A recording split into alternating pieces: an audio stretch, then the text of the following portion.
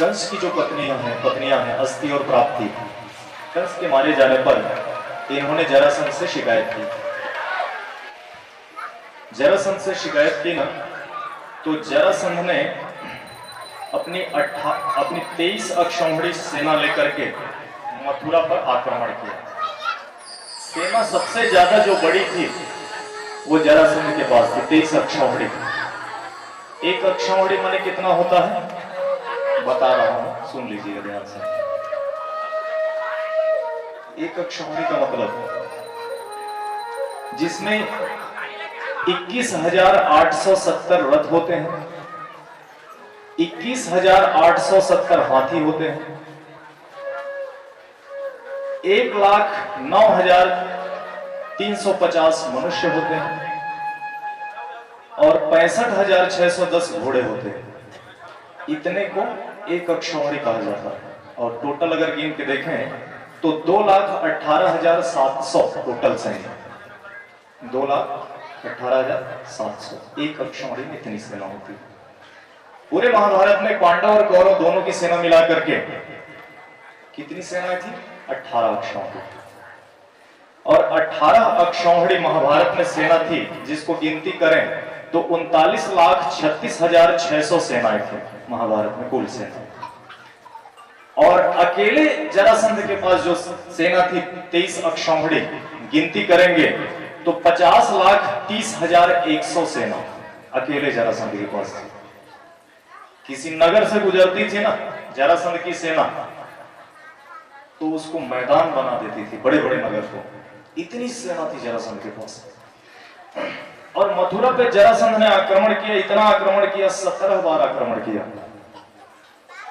और बार बार हार जाता था। एक दिन दाऊ ने कहा बलराम ने कि सेना तो लेकर के, इतनी भारी सेना है उसके पास, समुद्र है उसकी सेना, अथाह है, अथाह सागर है, उस सेना लेकर के आता है, हार जाता है, फिर बार बार आक्रमण करता है। इस बार जरासंध ने 11,000 पंडितों को 18वीं बार जब आक्रमण करने गया मथुरा पे, 11,000 पंडितों को एक बिठा दिया और कहने लगा कि हे ब्राह्मणों, आप ऐसा यज्ञ करो, ऐसा यज्ञ करो और भगवान से इतनी प्रार्थना करो मेरे लिए कि मैं इस बार युद्ध जीत जाऊं, मथुरा को जीत जाऊं। और मैं अगर जीत करके आऊंगा मथुरा को तो 11,000 आपकी संख्या है, 7 जन्मों तक आपके लिए हर चीज की व्यवस्था कर लूंगा मैं। आपकी आने वाली 7 पीढ़ियों को फिर कमाने की जरूरत नहीं पड़ेगी, इतना दूंगा आपको, इतना दूंगा। और अगर कहीं मैं हार गया धोखे से,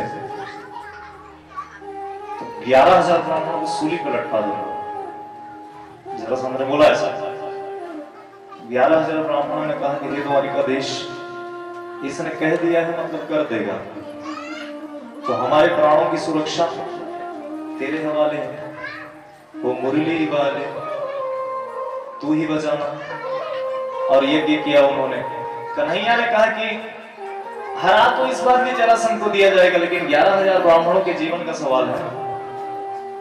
इसलिए उन्होंने मथुरा वासियों की आपातकालीन मीटिंग बुलाई, महाराज उग्रसेन आदि सबकी, और उन्होंने कहा कि मैं आपके बीच में एक प्रस्ताव रखना चाहता हूं और अब समय आ गया है कि हम समस्त यादवों को मथुरा छोड़ देनी चाहिए।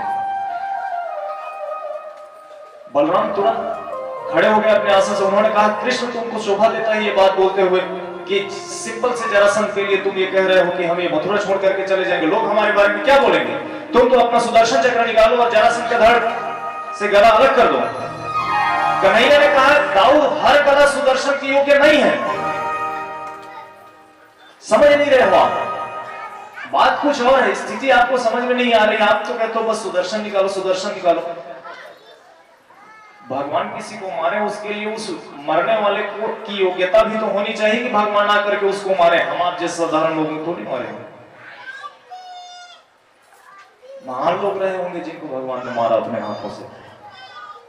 और ये छोड़ देना चाहिए, अब हमको ये मथुरापुरी जो है ये छोड़ देना चाहिए। ऐसे कहा विश्वकर्मा को बुलाया, विश्वकर्मा को बुला करके कहा कि हे विश्वकर्मा जी, आप समुद्र के बीच में चारों ओर सुरक्षा घेरा जहां से पानी का बना हुआ हो, वहां पे एक सुंदर सी सोने की नगरी बनाई है। द्वारिकापुरी, और वहीं सब लोग जाएंगे। विश्वकर्मा ने द्वारिका का निर्माण किया। मथुरा वालों को लेकर के भगवान द्वारिका चले गए, द्वारिका में रहने लगे। बोली द्वारिकाधीश भगवान की जय।